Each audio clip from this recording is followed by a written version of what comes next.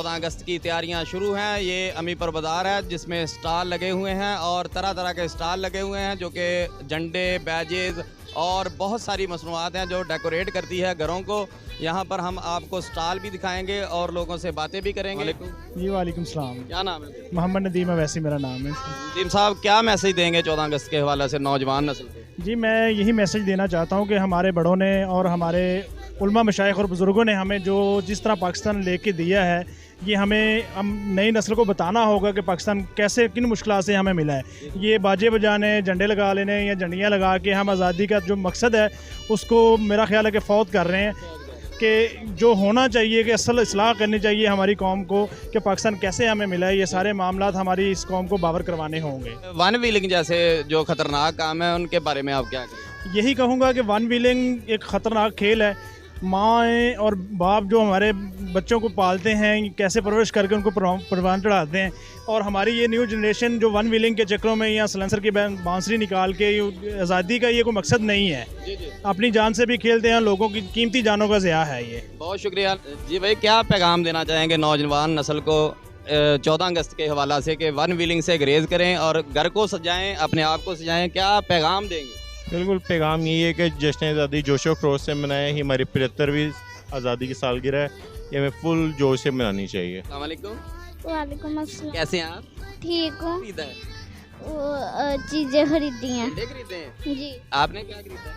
मैंने झंडे खरीदे हैं? हाँ जी, झंडे। पर लोग भीख मांगते हुए देखे हैं जो माजूर हैं। मैंने यहाँ अमीपुर बाज़ार में एक बच्चा देखा है छोटा सा, जो कि एक गधा गाड़ी पर जश्न आज़ादी के हवाला से ये टोपियाँ और बैजेस वगैरह सेल कर रहा है। आगे दिखाएं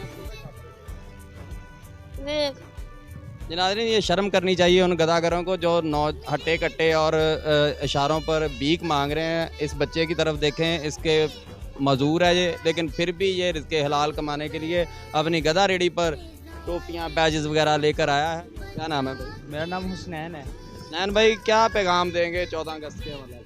14 अगस्त के हवाले से यही पैगाम देंगे कि जो आम तबका है ना, वो थप के रह गया है।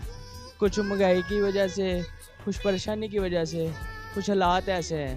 कारोबार जो लोग अफोर्ड करते हैं वही लोग अपने घरों को, छतों को और अपने आप को सजा रहे हैं। जो महंगाई है ना, कि उसका बहुत जोर है, कोई चीज़ एवरेज में नहीं आ रही। फैसलाबादी किसी से कम नहीं है, सुर में, ताल में। यहाँ पर एक नौजवान है जिनकी बहुत ही सुरीली आवाज़ है और ये स्टॉलर जो हैं वो सेल कर रहे हैं। इनसे कुछ सुनेंगे। जी अस्सलाम वालेकुम। वालेकुम सलाम। कुछ सुनाएंगे नाज़रीन को? क्या सुनाएं जी? कोई सुना दें, मिली नगमा सुना दें, गाना सुना दें। कर लो तुम कदर हमारी, करते हैं हम प्यार तुमसे, हाँ प्यार तुमसे करता है मेरे इस दिल का, करता है मेरे इस दिल का, कतरा कतरा इकरार तुमसे।